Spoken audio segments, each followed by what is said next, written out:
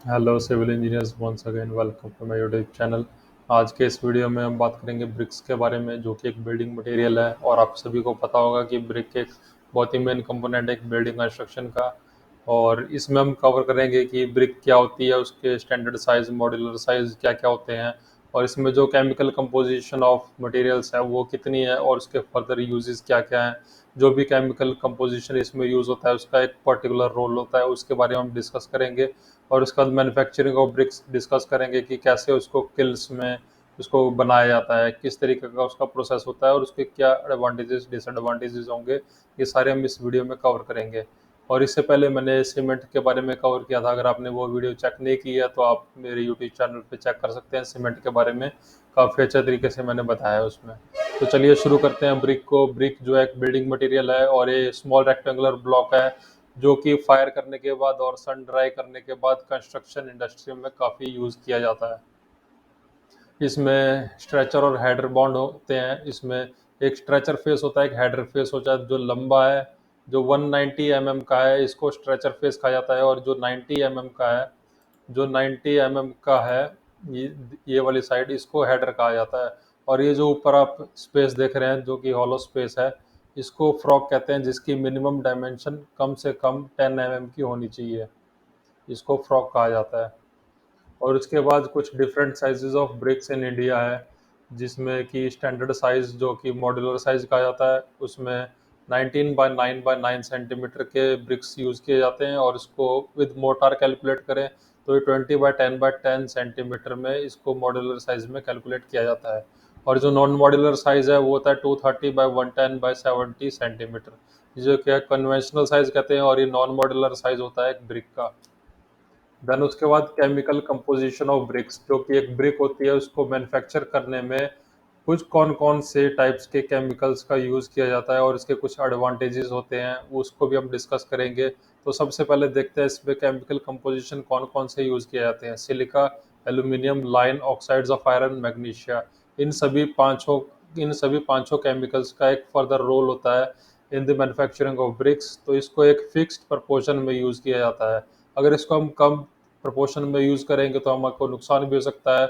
अगर इससे ज़्यादा भी करें तो भी हमको नुकसान होने वाला है। इसलिए इसका फिक्स प्रोपोर्शन बनाया गया है, ताकि सिलिका को 50 टू 60% में यूज़ करना है, एल्यूमिनियम को 20 टू 30% में यूज़ करना है, लाइम को 4 टू 5% तक यूज़ करना है, oxides of iron 5 to 6%, and magnesia less than और इक्वल टू 1%। और इन्हीं सभी केमिकल कंपोजिशन को बना के एक जो क्ले का मोल्ड होता है उसमें प्रिपेयर करने के बाद ही इसको भट्ठे में जला के इसकी ईंट प्रिपेयर की जाती है। तो आप सभी समझ गए होंगे कि जो एक मिट्टी होती है उसको मोल्ड में काफ़ी अच्छे तरीके बारीकी से छानने के बाद, उसके मोल्ड बनाने के बाद उसमें इन केमिकल कंपोजिशन का यूज़ किया जाता है, ताकि कुछ प्रॉपर्टीज़ इम्पार्ट करें ये ब्रिक्स में, और एक अच्छे प्रकार की ईंट हमको अपने कंस्ट्रक्शन इंडस्ट्री में यूज़ करने के लिए मिले। और इन सभी केमिकल्स को याद करने का एक सिंपल फार्मूला मैं आपको नीचे दिखा रहा हूँ, जो कि एक सुपरस्टार अलोम है। इससे आप मतलब इस केमिकल्स को याद रख सकते हैं, जो कि एक S for superstar Anulom, ALOM। ये एक एक्टर है, शायद साउथ इंडिया का या फिर श्रीलंका का एक्टर है। इसके नाम के बेस पे आप इन सभी केमिकल्स को याद रख सकते हैं। सुपरस्टार यानी silica, alum aluminium, lime, oxides of iron and magnesia. ये था एक फार्मूला इस केमिकल कंपोजिशन को याद रखने का, इस सुपरस्टार के नाम पे। देन उसके बाद आता है use of different composition of brick, जो कि डिफरेंट कंपोजिशन है उसका क्या क्या यूज़ होता है एक ब्रिक में, ताकि वो कुछ जो जो वो प्रॉपर्टीज इम्पार्ट करता है एक ब्रिक में, तो उसके बारे में डिस्कस करते हैं। जो सिलिका जो है 50 टू 60% यूज़ किया जाता है, और ये क्रैकिंग, श्रिंकेज और वार्परिंग से जो ब्रिक्स को है प्रिवेंट करता है, और thereby imparts uniform shape to it. इससे श्रिंकेज से बचाने के बाद ये एक यूनिफॉर्म शेप प्रोवाइड करता है एक ईंट को। अगर इसको ज़्यादा मात्रा में यूज़ किया जाए तो कोहेजन बिटवीन पार्टिकल्स होती है, and hence bricks become too brittle. अगर इसको ज़्यादा क्वांटिटी में यूज़ किया जाएगा तो यही ईंट जो है एक बहुत ही ब्रिटल बनेगी, जो कि एक बिल्कुल भी अच्छी ईंट नहीं होगी हमारे कंस्ट्रक्शन इंडस्ट्री में करने के लिए। देन उसके बाद आता है एल्यूमिनियम, 20 टू 30% इसको यूज़ किया जाता है। Alumina imparts plasticity to the brick. जो प्लास्टिसिटी प्रॉपर्टी है वही आती है एल्यूमिनियम के कारण, और इसी के कारण जो है एक मिट्टी के सांचे में इसको आसानी से मोल्ड किया जा सकता है। अगर इसको ज़्यादा मात्रा में यूज़ किया जाए, एल्यूमिनियम को 30% से ज़्यादा अगर यूज़ करेंगे तो श्रिंकेज और रॉपिंग इसमें होती है due to extra amount of aluminium and during the drying and makes bricks too hard during the working process में जो है इसको अगर ज़्यादा मात्रा में एल्यूमिनियम को यूज़ करेंगे तो ये बहुत ही कठोर ईंटें बन के तैयार होंगी। देन उसके बाद आता है लाइम, जो कि 4 to 5% तक यूज़ किया जाता है। Lime also prevent shrinkage of the bricks. If it is in excess it cause the bricks to melt during burning, thereby it results in loss of shape of bricks. जो कि lime जो है also prevent करती है BRICS की shrinkage में prevent करती है। अगर इसको ज़्यादा मात्रा में यूज़ किया जाए तो फिर ये मेल्ट हो सकती है bricks during burning and loss of shape, जो कि शेप जो आकार होता है ईंट का वो बिल्कुल ही बिगड़ सकता है। ऑक्साइड्स ऑफ आयरन, 5 to 6% तक ऑक्साइड्स ऑफ आयरन को एक ब्रिक में यूज़ किया जाता है। Oxides of iron help silica and lime to fuse each other, जो कि जो पहले के मटेरियल्स है लाइम और सिलिका, इसको हेल्प करता है oxides of iron to fuse each other and leads to development of strength in the bricks. और ये जो है डेवलपमेंट, स्ट्रेंथ की डेवलपमेंट ईंट की यूज काफ़ी हेल्पफुल होता है। It also impart reddish brown colour to the bricks. इसी ऑक्साइड्स ऑफ आयरन के कारण जो आप देखते हैं ईंट में लाल कलर आता है, वो ऑक्साइड्स ऑफ आयरन के कारण ही आता है। फिर उसके बाद magnesia also prevent shrinkage in the bricks and imparts yellowish tint to the bricks. Magnesia जो है येलोइश टिंट जो है प्रोवाइड करता है और ये श्रिंकेज से भी काफ़ी हेल्पफुल होता है मैग्नीशिया एक ईंट में। देन उसके बाद मैन्युफैक्चरिंग ऑफ ब्रिक्स। ब्रिक्स को कैसे मैन्युफैक्चर किया जाता है, उससे सबसे पहले ब्रिक्स की मैन्युफैक्चरिंग में उसकी क्ले की प्रिपरेशन की जाती है। सबसे पहले जो ऊपर की वेजिटेशन या ऊपर के जो भी रॉक्स वगैरह आता है उसको 20 to 200 तक क्लीन किया जाता है, ताकि जो भी वेजिटेशन है, जो भी अनवांटेड मटेरियल है, उसको हम दूर कर सकें। देन उसके बाद इसको डिग किया जाता है। डिग करने के बाद जो मिट्टी होगी उसको निकालेंगे हम। Then cleaning, weathering of softening और blending tempering done using pug mill. पग मिल जो होती है एक मशीन होती है जिसमें जैसे हम घर में आटा गूंथते हैं उसी तरीके से पग मिल को यूज़ किया जाता है, ताकि जो है मिट्टी को पानी के साथ अच्छे से घोल के एक पेस्ट बनाया जा सके, जिसको हम बाद में मोल्डिंग में यूज़ करके उसको एक आकार देते हैं। देन उसका आता है मोल्डिंग ऑफ क्ले। मोल्डिंग में जो है इस पूरी क्ले को तैयार करने के बाद एक एक आकार में दिया जाता है, उसको मोल्डिंग ऑफ क्ले कहते हैं। Then drying of bricks. Bricks को इसको एक सांचे में आकार देने के बाद इसको काफ़ी टाइम तक सुखाया जाता है। एक एटमॉस्फेयर में धूप में इसको ऑक्सीडाइज किया जाता है, इसको सुखाया जाता है, ताकि इसमें से जो मॉइस्चर कंटेंट है वो बाहर तक निकल जाए। और उसके बाद बर्निंग ऑफ ब्रिक्स आता है। इसको जो ब्रिक्स जो हमने सुखाई हैं उसको 1100 डिग्री सेल्सियस तक उसको बर्न किया जाता है। Burning should be done properly. जो ईंट की जो बर्निंग है उसको काफ़ी अच्छे तरीके से करना ज़रूरी है, ताकि हमको एक अच्छे आकार की और एक अच्छी क्वालिटी की ब्रिक्स हमको मिले। ओवर बाउंड ब्रिक्स, जो इस ईंट को हम ज़्यादा जला देते हैं वो ब्रिटल और ईजिली ब्रोकन हो जाती है। कठोर कठोर तो नहीं होती, लेकिन उसमें ब्रिटलनेस बहुत ज़्यादा रहती है और तो काफ़ी आसानी से टूट जाती है। Over burned bricks unable to carry design loads. जो अंडर बर्न्ट ब्रिक्स जो है, जो पूरी तरीके से भट्ठे में नहीं जलती है, वो प्रॉपर आकार की नहीं होती है और उसमें जो पूरी डिज़ाइन की जो प्रॉपर्टीज़ होती है वो नहीं होती है और वो पूरा लोड कैरी नहीं कर सकती है अंडर बर्न्ड ब्रिक्स। फिर इसके बाद बात करें बर्निंग ऑफ ब्रिक्स की, तो इसमें किल्स और क्लैंप्स में जो है ब्रिक्स को बर्न किया जाता है, जिसमें आप देख सकते हैं किल्स में इंटरमीडिएट और कंटिन्यूस टाइप्स की किल्स होती है, जिसके कुछ सब टाइप्स आप नीचे देख सकते हैं, जैसे मैंने स्क्रीन पे मेंशन कर रखा है। और किल्स जो है एक भट्ठा होता है, जिसमें आप देख सकते हैं इस प्रकार का कुछ भट्ठा होता है, जो आपने काफ़ी अच्छे तरीके से देखा भी होगा। और क्लैंप्स जो है एक ईंट के भट्ठे में जो लकड़ियाँ वगैरह कोयला वगैरह डाल के उसमें फायर किया जाता है, ताकि उस ईंट को हम पका सकें। कच्ची ईंटों को पकाने के लिए क्लैंप्स का और क्लिन्स का यूज़ किया जाता है। देन इसका होता है difference between clamps burning and clean burning. जो clamp burning is suitable when brick are to be manufactured on a small scale and then the demand of bricks is not continuous। Clamps जो है तब use किया जाता है जब demand जो है ब्रिक्स की कंटिन्यूस नहीं है, और जो स्मॉल स्केल में अगर हमने ब्रिक्स को मैन्युफैक्चर करना है तो ही क्लैंप्स का यूज़ किया जाता है।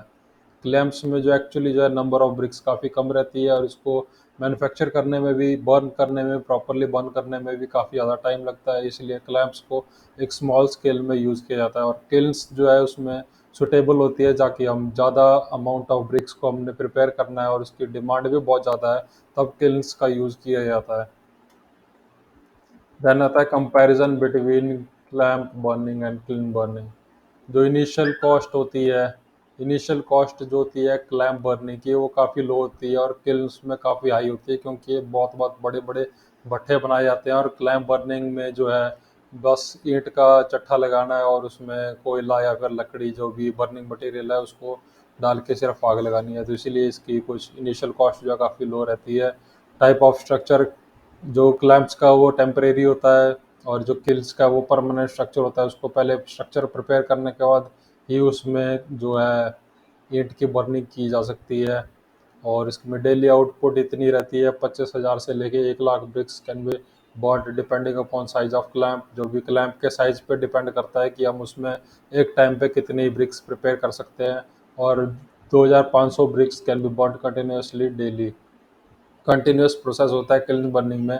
उसमें है कि हम इतनी अमाउंट ऑफ ब्रिक्स डेली उसमें बर्न कर सकते हैं और प्रिपेयर कर सकते हैं। Quality of bricks, average 60% quality bricks obtained. जो कि क्वालिटी ऑफ ब्रिक्स, जो कि प्रॉपर क्वालिटी ऑफ ब्रिक्स होती है, वो 60% होती है, और about 90% of quality bricks can be obtained in kiln burning. तो किल्न बर्निंग जो है in comparison to clamp burning काफ़ी अच्छे क्वालिटी ऑफ ब्रिक्स प्रोड्यूस करती है। Fire regulation, controlled firing can not be maintained throughout the process. जो control firing है उसमें जो है क्लैम्प बर्निंग में नहीं की जा सकती है, क्योंकि वहाँ पे प्रॉपर एटमॉस्फेयर नहीं होता है। वहाँ पे आग लगानी पड़ती है, अगर वहाँ पे जो कोयला या फिर लकड़ी ख़त्म हो गया तो उसको फिर से डालना पड़ेगा, आग बुझ जाती है तो उसको भी डालना पड़ेगा। और वहाँ पे जो है वेदर कंडीशंस भी मेंटेन रखनी पड़ेंगी। अगर बारिश होती है तो फिर जो है लैंप की जो है अगर वो बुझ सकती है। ऐसा ही किल्न बर्निंग में नहीं होता है। इसमें एक प्रॉपर स्ट्रक्चर होता है जिसमें कि काफ़ी अच्छे से और कंट्रोल्ड तरीके से उसको फायर किया जा सकता है। Cost of fuel consumption less, because local fuel materials like stores can store etcetera can be used. इसमें जो है कॉस्ट ऑफ फ्यूल कंजप्शन काफ़ी कम होती है, ताकि हम उसमें जो फ्यूल मटेरियल्स है उसको काफ़ी अच्छे तरीके से यूज़ कर सकते हैं।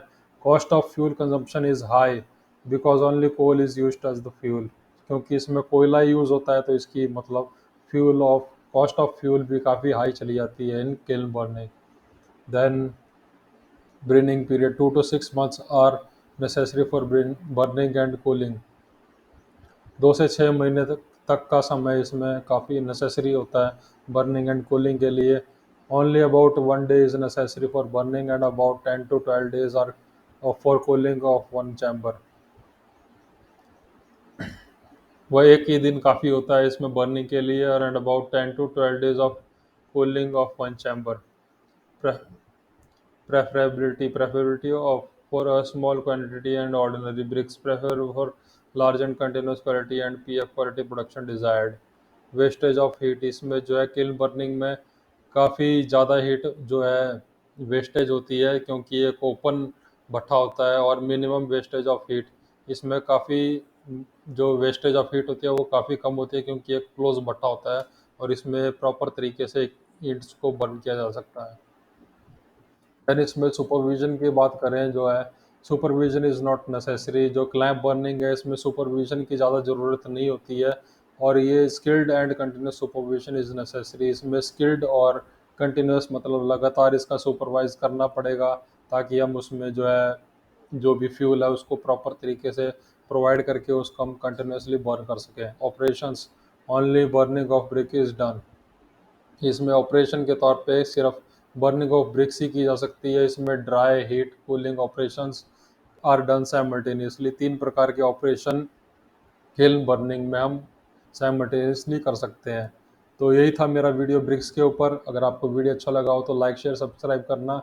और इसके नेक्स्ट टॉपिक में हम बात कवर करेंगे ब्रिक्स के टॉपिक को, जिसमें हम क्वालिटी टेस्टिंग ऑफ ब्रिक्स करेंगे। काफ़ी डिटेल्ड में इसमें क्वालिटी टेस्टिंग्स को कवर करेंगे, और इसमें टाइप्स ऑफ बॉन्ड, जो भी ब्रिक बॉन्ड, जो भी इंग्लिश बॉन्ड, फ्लेमिश बॉन्ड, जो हेडर स्ट्रेचर बॉन्ड आता है उसको हम डिटेल्ड में कवर करेंगे इन टॉपिक्स में। अगर आपको कुछ टॉपिक्स ब्रिक्स के ऊपर या फिर सिविल इंजीनियरिंग के किसी भी टॉपिक पे आपको डिटेल्ड वीडियो चाहिए होगी तो आप वीडियो के नीचे कमेंट करना। और मेरा व्हाट्सएप ग्रुप का भी लिंक मैं आपको प्रोवाइड कर दूंगा। और आपको वीडियो अच्छा लगा हो तो सब्सक्राइब करना, लाइक कमेंट जरूर करना वीडियो को। Thank you so much for watching this video.